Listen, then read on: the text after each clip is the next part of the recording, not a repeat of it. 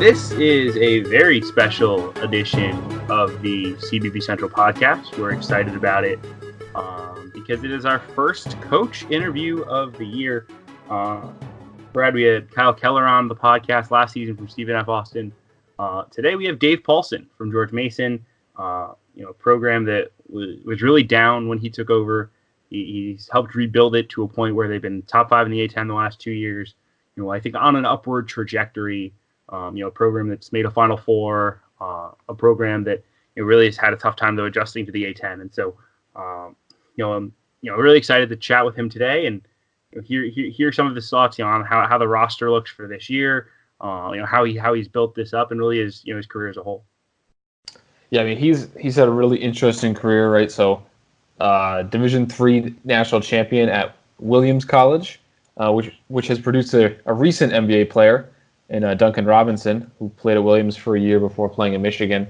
So Paulsen was there like 6 or 7 years prior to Williams. But then even at Bucknell, he coached Mike Muscala, who's been in the league for 6 or 7 years as like a stretch 5 who can also play some 4. And then he also got 2 of Bucknell's recent stars in his last year coaching at Bucknell.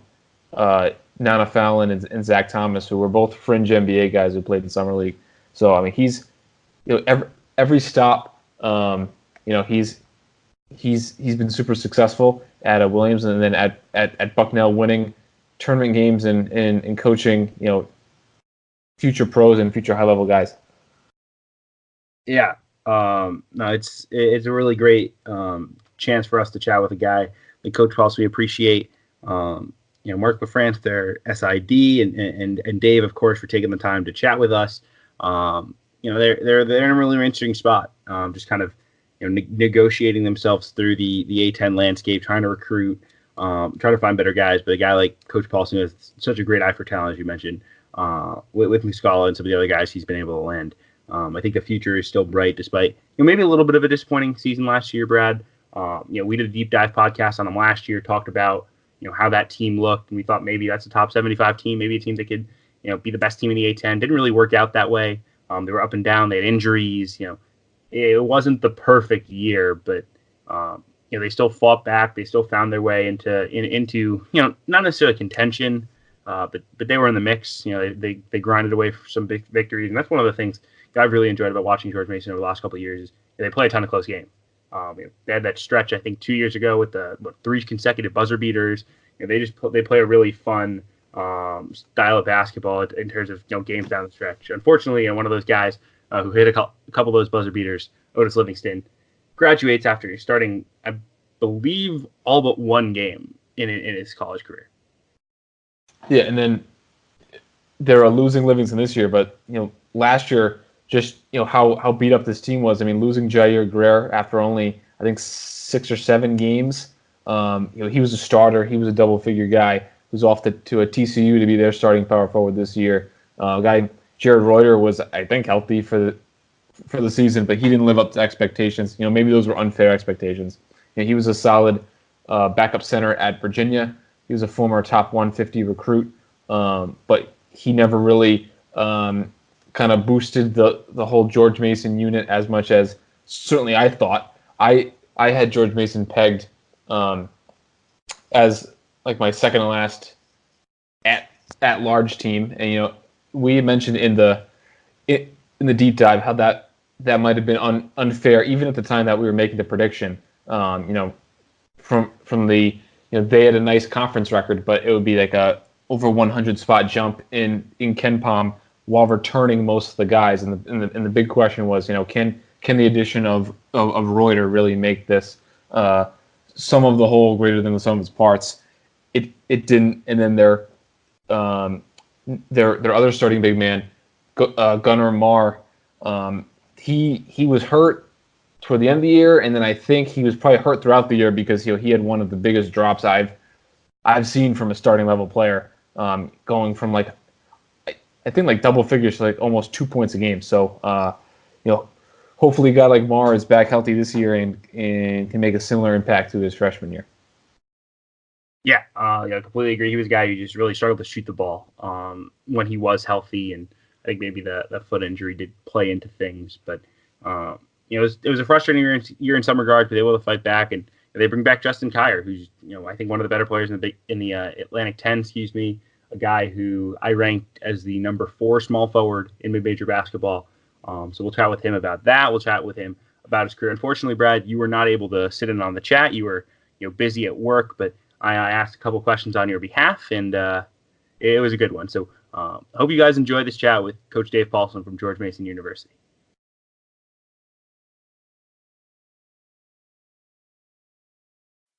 And we are pleased to be joined today by George Mason head coach Dave Paulsen. Coach Paulsen won a D3 national title at Williams College, took Bucknell to a pair of NCAA tournaments, and has now led George Mason to back-to-back top 5 finishes in the Atlantic 10 as he enters his 5th season in Fairfax. Coach, thanks for taking the time with us. I'm sure you're very busy. We appreciate you joining the show today. Oh, my pleasure to be on, Kevin. So you mentioned it right before we started recording. You worked at Williams College for quite some time, won a national championship. You worked at a lot of smaller programs, Williams, Lemoyne, as a head coach at D3, D2 coaches, and then up to Bucknell, up to George Mason. That's a much different route than the last coach we had on the show, which was Kyle Keller from Stephen F. Austin. He had been at Kansas, at Texas A&M, at Oklahoma State as an assistant. Finally gets his break as a head coach. What did running your own program at smaller schools teach you as a younger coach that you still apply today? Well, yeah, I think, at the end of the day, as you said, there's a lot of different ways to go about it, and I would guess that, the coaches like Kyle Keller, had the luxury of having great mentors, had the luxury of seeing up front, some of the very, very best programs in America, how they do it. But now he's learning on the fly, and my vantage point, maybe I didn't have the access to, the top 5 basketball coaches in the country. But I thought I got the experience that you can't replicate in terms of running a practice, organizing a recruiting philosophy, making a mistake in a game as a coach where maybe the stakes weren't that high. And I think that's one of the things now in Division I basketball, the stakes are high. People put a lot of money into it, a lot of time, a lot of effort. And so it's a tough spot to be on the job training. So I think that's one of the things that I've just been in so many situations as a coach, whether it be in practice, whether it be in a game, whether it be discussing a player's role that he may not necessarily be thrilled about, and I think those experiences certainly have helped shape me as a coach. And did you ever think that maybe you wouldn't make it back to the Division I level after you started, at the lower levels? And were you okay with that? Was it always a plan to go back to being a D1 head coach, or were you really happy at Williams and places like that, and you thought that maybe the D2, D3 level would be a great place to spend a career? Yeah, it was never the plan. I think in coaching, I think in any walk of life, if you always have, if you're always looking at the next opportunity or next thing, then you're not going to embrace the challenges and the opportunities you have where you're at. And I think people around you know if you're not fully invested. So yeah, I loved it at Williams. It's where I went to school. It's the formative time of our family's life. Great place to be. I had tenure, so I had a job for the rest of my life. And we, I think we would have competed for more national championships. We had a really, really good group that we left. But by the same token, when the opportunity came to go to Bucknell, which was a like-minded institution, a great school academically, but a chance for me to grow, and I think that's, for me, it's not the level. I think people get caught up in the level. For me, it's the opportunity to grow as a coach, to learn, to challenge myself. And certainly one of the things at Bucknell in the Division I level that was different than at Williams, in the Division III level, you wear a lot of different hats. So I was a JV soccer coach and taught physical education activity classes and things like that. So I really enjoyed the opportunity to completely immerse myself in basketball. Okay, so I gotta ask, what was being a JV soccer coach like? You're coaching a D3 national championship team. I'm sure you're very busy. You're recruiting. You're building a roster. How does fitting in as a JV soccer coach work, and how much did you learn about the game of soccer as you were doing it? I did not learn much about the game of soccer. And so Williams had, and I don't know if they are still doing this, but at least when I was there, the notion that you should help out in a second sport, that you should really be invested in the athletic department holistically, that you would not just be a narrowly focused coach, and that was kind of part of the NESCAC philosophy. I think that's shifted a little bit lately as the realities of our world has shifted. But I took the job, and I was going out for my first JV soccer practice, and I was calling one of my friends who had a soccer background. I'm like, I got to go to JV soccer practice. What do I do? And unfortunately, we didn't connect until afterwards, after first practice. And he goes, did you have practice? I go, yeah. He goes, did you kick the ball? I said, yeah. He goes, oh, you're done. As soon as you kick the ball one time, everyone knows you don't know anything about it. So pretty much the rest of the time, I just yelled, unlucky, well struck, and keep your shape in the back. And I just had those three phrases, and I just kind of rotated them around and made sure the vans are gassed up, the kids had their meal money, try to stay out of their way. That's pretty awesome stuff. So now that you've become a head coach, you've had a chance to build a coaching tree of your own. And this offseason, you had a pair of assistant coaches take head coaching jobs. How rewarding is that for you as a coach who's been in the business for a long time to see guys get their chance to run their own program?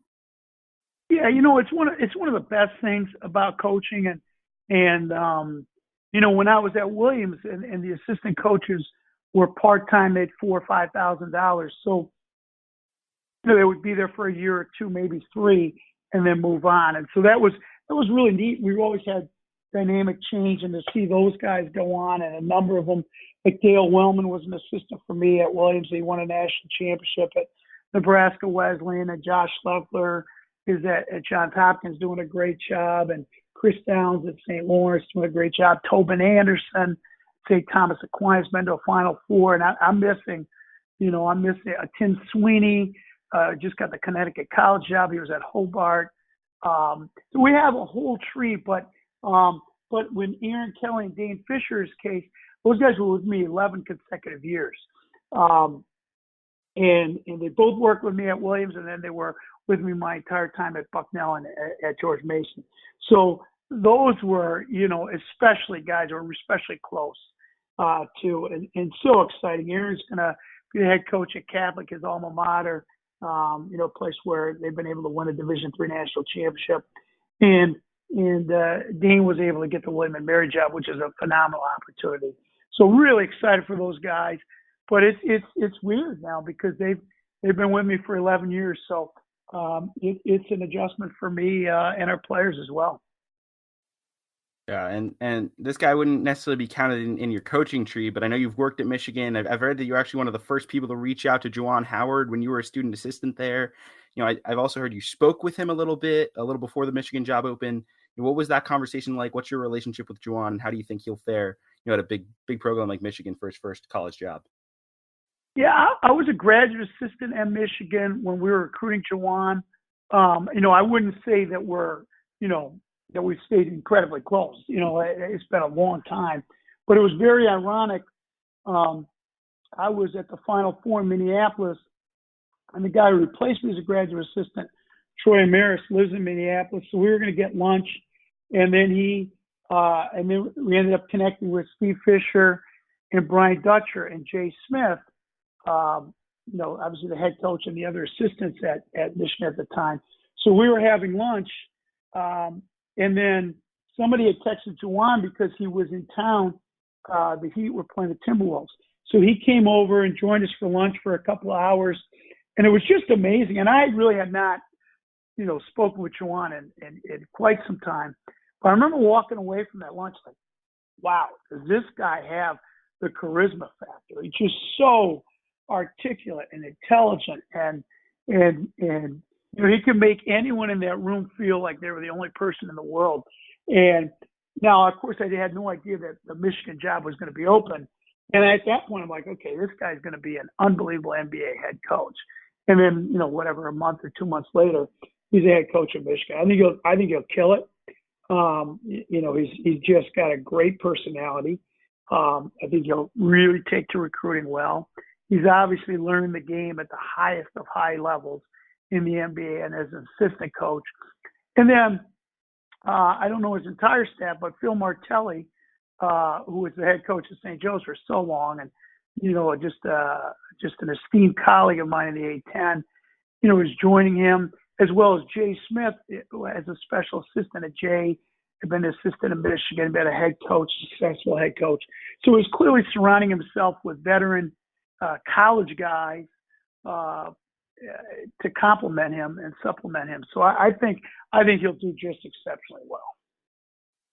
Thanks. And so, kind of pivoting a little bit, one of the things I've been really fascinated about is, how do mid-major programs, especially in the A-10, a league that, considered so good, continue to get at-large bids, especially with, high major conferences going to 20 league games in an attempt to grab more bids realistically.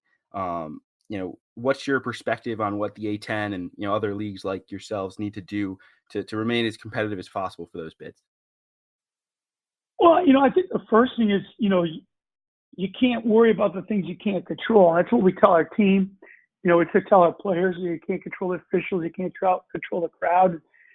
We can't control the Power Five, and we can't control what their scheduling opportunities are. The most important thing we can do is build up our team and build up our program. And it's interesting. I think that this upcoming year, this will be, I believe, the best team I have at George Mason. Unfortunately, it'll probably be, in my opinion, the strongest A-10's been since I joined the league 4 years ago. And so I think this year we could legitimately get 4 bids in the NCAA tournament. Now things have to fall in the right way, but I think the most important thing is that teams, we've got veteran players now across the board in the league. A number of guys kind of messed around looking at the NBA, from Dayton, from Davidson, and probably a few other places, and they're back. So just the quality of players in the league is at an all-time high, at least from my perspective, having only been in the league 4 years. And then the second thing is, you gotta win. You gotta win in those games that you have the opportunity to play. And so all of us, like we're going to TCU, we're going to Maryland. We're playing in the Cayman Islands Classic, with a really good field. And so whether it be us or Davidson or Dayton or VCU or whoever it might be, you got to win some of those games.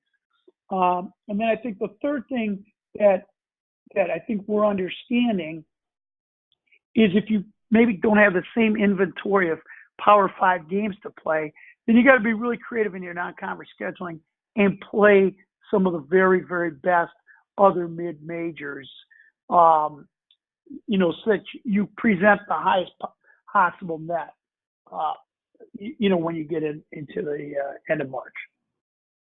Yeah, no, I completely agree with that, especially the point about, mid-majors. Something I've talked about a lot is, mid-majors, go schedule, other mid-majors. There's a chance, especially, with the quadrant system, to steal extra quadrant 1, quadrant 2 wins as a result. And I think, that's something that everyone needs to do. But, looking forward to this team, I know you said you think it might be your best group. One guy that won't be there is Otis Livingston. You've coached 132 games at George Mason. He's been your starting point guard for 131 of them. What did he mean to your program as you were building it up? And how do you go about replacing a guy like that? Yeah, I mean, number one, he meant the world to me and to our program. He's a guy who took a chance on us. We took a chance on him. He took a chance on us, and it worked out pretty well. When we went over there 4 years ago, it was a complete rebuild, and we needed to fill a roster. As often happens when there's a coaching change, then there were, people decided to transfer. And what I chose at the time was not to go with a quick fix. And I didn't go in the transfer market. I didn't go in the fifth-year grad transfer market. And I was fortunate that, I had an athletic director and a president who, when we talked about my vision for rebuilding our program, agreed and supported the concept of building, through the draft, if you will. And not free agency. And Otis was the first guy, and he had an opportunity to play right away. I think he started every single game during his career. So I I'd be stunned if he didn't start every single game. So I think he was 132 out of 132. And he never missed, he never missed a day. He was relentless. And, he played with a chip on his shoulder, which allowed him to be a better player than what his measurables, his quote-unquote measurables, would have forecast how good he'd be. And then beyond that, we wanted to create a group of hardworking, tough-minded players, but also a group of people that really embraced the community, the college community and a greater community, because it's got to be a shared partnership in terms of support for our program and generating fan interest and making Eagle Bank Arena a great home court atmosphere. And Otis is by far, his 4 years that he was on campus, by far the most recognizable person on our campus, much more so than myself, much more so than our president. It was much more loved than any of us. So in addition to his performance on the court, I think he really injected a lot of energy into our program. The good news is you do have a senior coming back, Justin Kier. You've gotten better every year. One of the better, wing guys in the country, in my mind. What does he have to do to, continue that upward trajectory and really lead a team now that, Otis Livingston's gone? Well, I think Justin's had a good summer. I think he's really embraced the mantle of leadership. He's really trying really hard to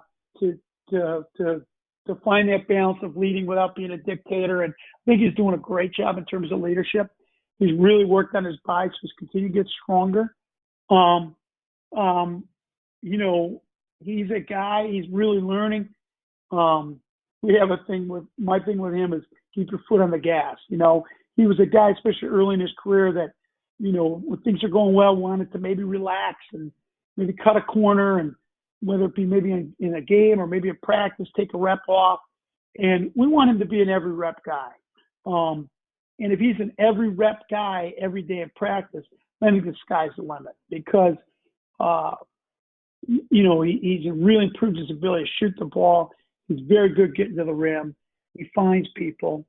And he's got the ability to be an elite defender, an elite rebounder. But that's exhausting. If all you are, quote unquote, all you are is a scorer, and maybe you can take a breather on defense, or all you are is a defender, or all you are is a rebounder, maybe you can take a breath here and there.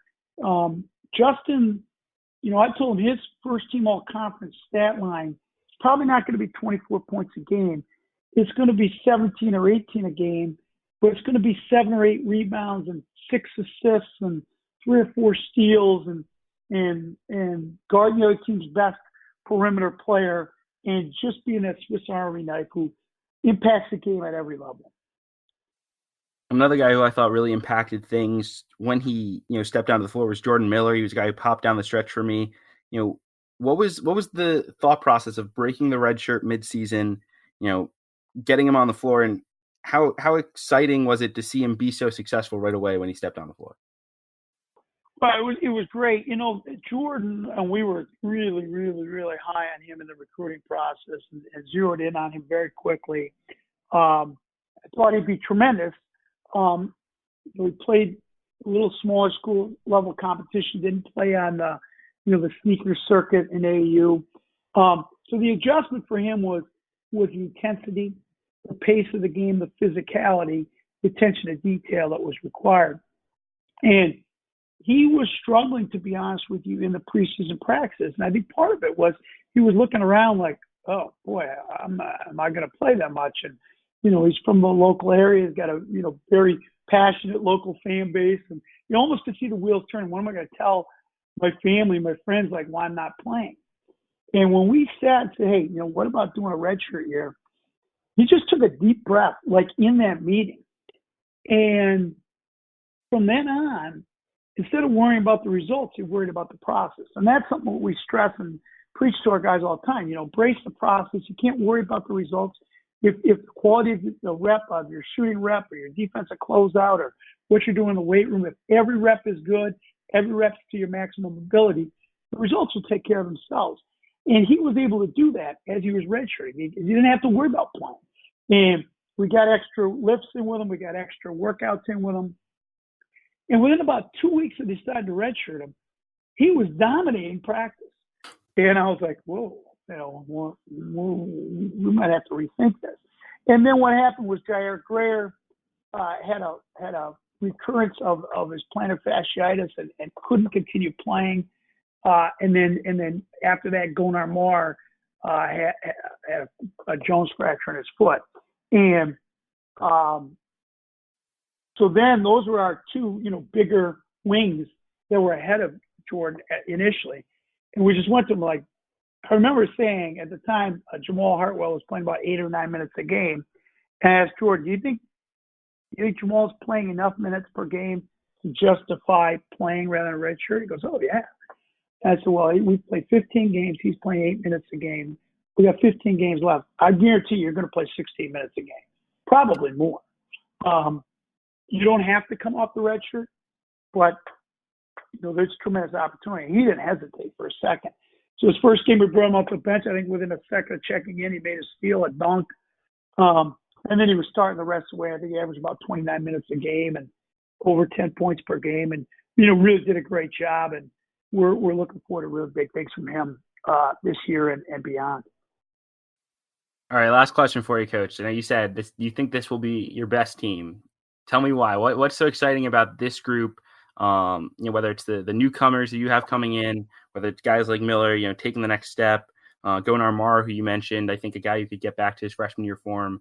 What makes you so excited about this group in particular, potentially surprising, and what you said will be a really good A-10, like I agree with? Yeah, and again, so I think this is our best team.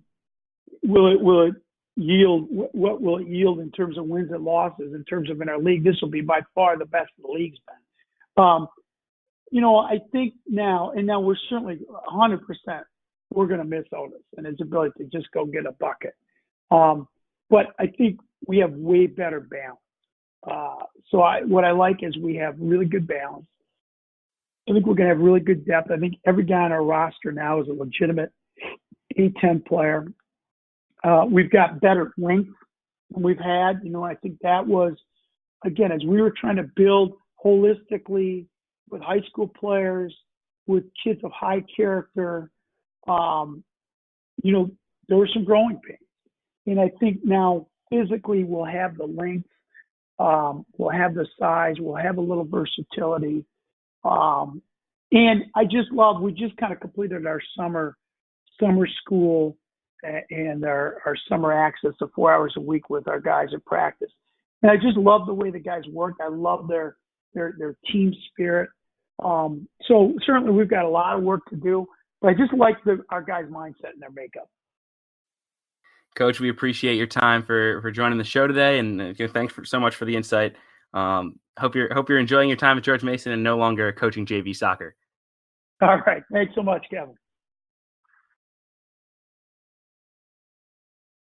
And we want to thank Coach Paulsen once again for joining us here on the CBB Central Podcast. Really awesome chat, I thought, Brad. I was really interested to hear his path. Even just like the first question was something I was really interested in was, what is working your way up from some of those smaller schools, do as a coach? What does it teach you? And, his story of teaching JV soccer and not knowing, anything about the sport, but, trying to stick his way out and learn how to coach the game, I thought was, really fun, fun little anecdote.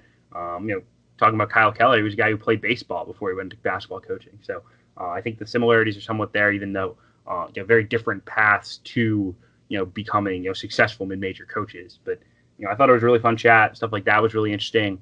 I thought his thoughts on the A-10 were really interesting. He thinks they're a 4-bid league. I think it's reasonable. What do you think? Yeah, I think URI is who most people have as the fourth team. I think that they're certainly going to have a shot. They have a really good big man in Cyril Langevin, who I think is one of the best big men in the country, probably like a top 50 big man center for me in the country. They have a really good guard in a Jeff Doughton, who's been a starter and a key contributor. And then they have a bunch of kind of new pieces. They have a lot of like multi-positional wings, a lot of athleticism and versatility. So I think URI is going to be very good. Currently, my top 25 is pretty much set, and I I like where my top 40 is right now. But from my 41 to 100, I'm still really moving teams around and kind of giving those teams a second look. I currently have URI as like a 3 seed in the NIT, but I have Dayton right outside the top 40, and I have Davidson I think at 31 and VCU at like 24. But even Bonaventure and Duquesne, I mean those teams are good enough where it wouldn't be crazy if someone made a preseason bracketology and had those guys toward the end of their at-large. Like I wouldn't project that myself, but that's certainly on the table. And even Richmond's running it back.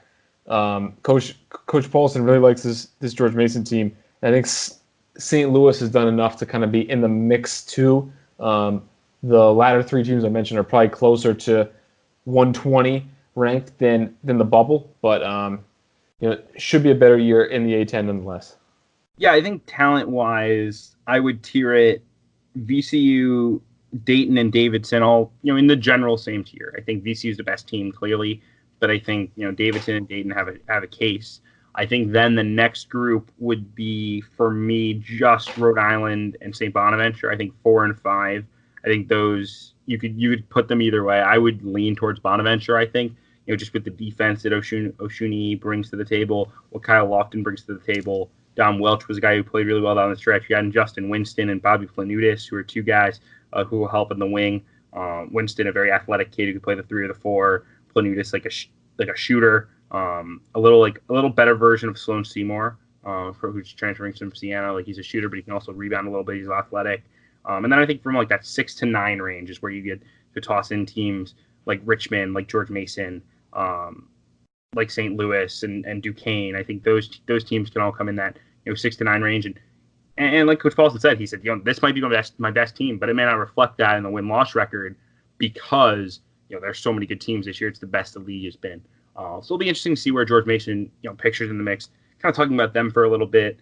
I think the point guard question is one we'll have to keep circling back to without Otis Livingston. I think based on what Coach Paulsen said, it sounds like he thinks Kyrie's going to step up and do a little more creating. I don't think he expects him to be a starting point guard, but I think you're going to see him do a little bit more creating. Some combo of Jamal Hartwell, and Xavier Johnson, I think, run the show. You got Javon Green, who's like an undersized scorer. And then the X factor for me is really Jordan Miller, a guy who came on down the stretch, was really, really good.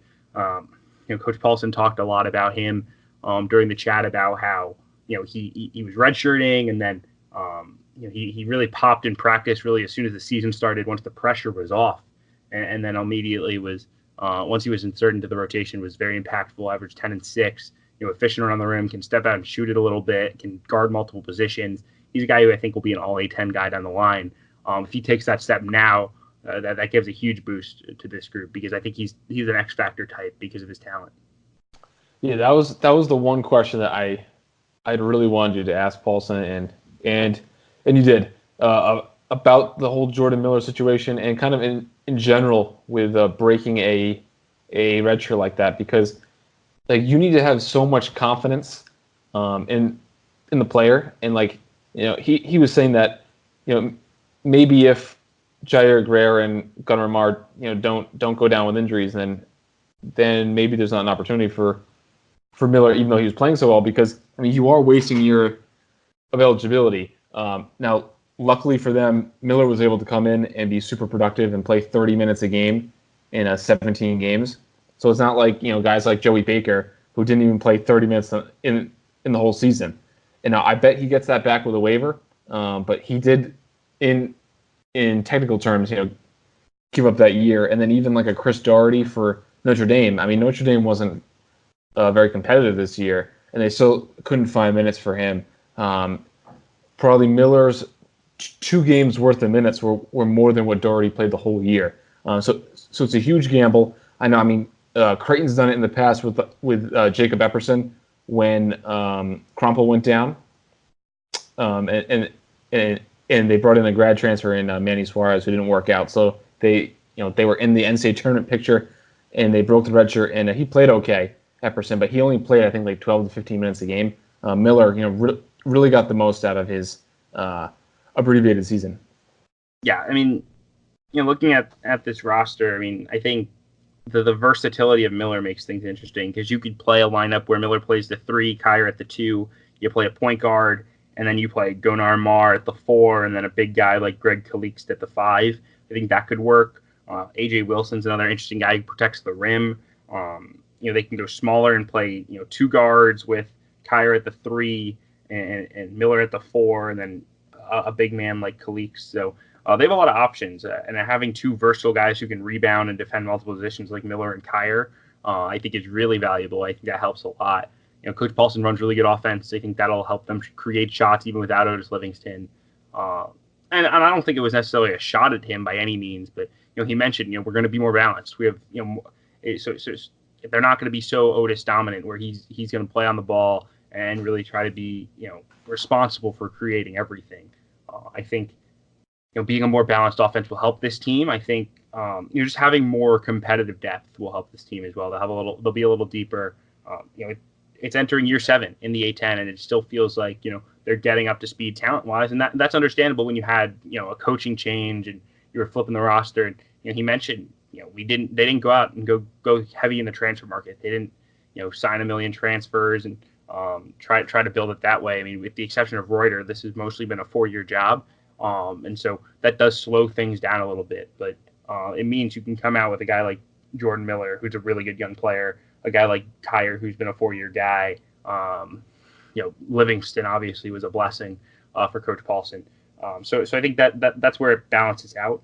I think as long as they hit with this freshman class and hit a guy, Xavier Johnson's a guy who's pretty well regarded as a point guard. He might be the future there. So it does take time when you're building that 4-year model, but I think he's definitely got things headed in the right direction at George Mason. Absolutely, and I mean it's so tough to transition to a new conference. I mean, you look at Loyola took them a few years going from the Horizon to the Missouri Valley, and that jump wasn't as steep as going from the CAA to the Atlantic 10. Even like a TCU, needed the perfect coach who went there to kind of fall in their lap, making kind of a similar size jump from the Mountain West to the Big 12. They were, I think they built like maybe 1 or 2 NIT teams with Trent Johnson, but or Jim Christian, but they really needed a kind of a lucky coaching situation to fall in their lap. I mean, Paulsen, super proven, did great things at Bucknell, and even for him, it's taken time. And he also had to rebuild the program after Paul Hewitt, so he was moving into the tougher conference while on a rebuild. Right. I mean, it's a really tough situation.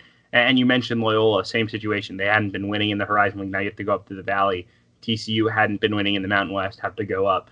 That just makes it so much more difficult because, it's one thing if you're like Davidson and they had been successful consistently in the SoCon.